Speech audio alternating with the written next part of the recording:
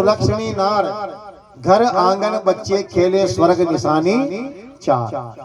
पहली निशानी है अन्न पुराना, घर में जिसके घर में अन्न धन की कोई कमी नहीं है, वो घर क्या है, वो स्वर्ग है। घर में कोई मेहमान भी आ जाए तो ये चिंता नहीं कि भाई अनाज कहीं खत्म तो नहीं हो जाएगा। और कई परिवार ऐसे देखोगे आप कि सुबह का है तो शाम का नहीं है आटा, और शाम को आटा गेहूं रोटी खा ली तो सुबह की पता नहीं है।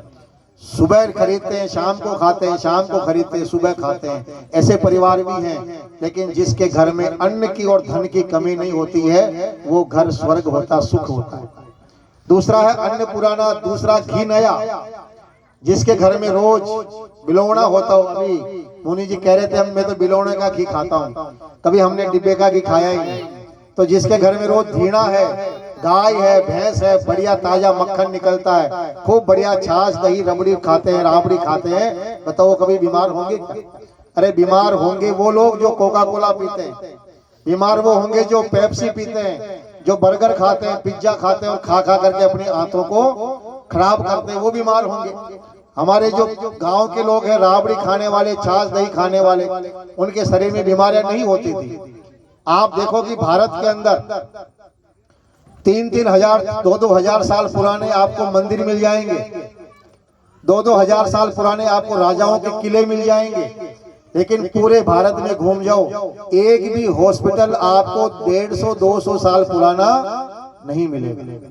एक भी हॉस्पिटल भारत में 200 साल पुराना नहीं है, 150 साल पुराना हॉस्पिटल आपको नहीं मिलेगा। क्यों? क्योंकि भारत में बीमारी नहीं हुआ करती थी।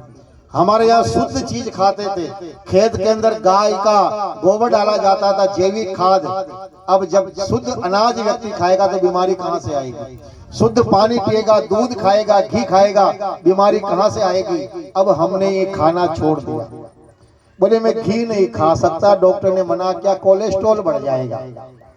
दूध पीता हूं तो पेट में गुड़गुड़ होती है। बादाम खाता हूं तो डॉक्टर ने मना किया, बीपी है, बादाम नहीं खा सकते। मैंने कहा भले आदमी खाने की चीज को तो डॉक्टर ने मना कर दिया, अब तो तेरे लिए जहर ही बचा, वही खा के मर जा, जीवन तू जिंदा रहकर भी करेगा क्या? जब तुम दूध नहीं खा सकते, घी नहीं खा सकते, छाछ दही नहीं खा सकते, तो फिर खाने क्या खाओगे आप? तो हमारे यहाँ शुद्ध भोजन घर में होता था, शुद्ध अनाज होता था, तो हमारे यहाँ बीमारियां नहीं होती थी। जब से हमारे देश में गायों को खत्म कर दिया, एक बहुत बड़ा षड्यंत्र चला हमारे देश को बर्बाद करने के लिए, हमारे सनातन परंपरा को बर्बाद करने का षड्यंत्र अंग्रेजों ने किया, और अंग्रेजों के बाद में हमारे देश की सरकारों ने किया। बोले भारत के लोग बीमार क्यों नहीं पड़ते? बोले गाय का दूध पीते हैं। बोले गाय को मार दो, गाय को खत्म कर दिया। जहां जहां गायें खत्म है वहां वहां बीमारियां हैं। पहले हमारे यहाँ गाय का घी से यज्ञ होता था, हवा शुद्ध होती थी। जब गाय का घी नहीं रहा, यज्ञ होने बंद हो गए, हवा दूषित हो गई, और इसका परिणाम यह है कि आज हम अपने आप को कहते विकसित हैं, लेकिन आज हर 40-50 साल के उम्र के आदमी को बीपी और शुगर है। जाकर के देख लीजिए बड़े बड़े शहरों के अंदर जो लोग रात दिन एसी में रहते हैं वो सब बीमार हैं। तो हमने विकास नहीं किया, शरीर का नाश कर लिया है। अन्न पुराना घी नया। स्वर्ग कहाँ है?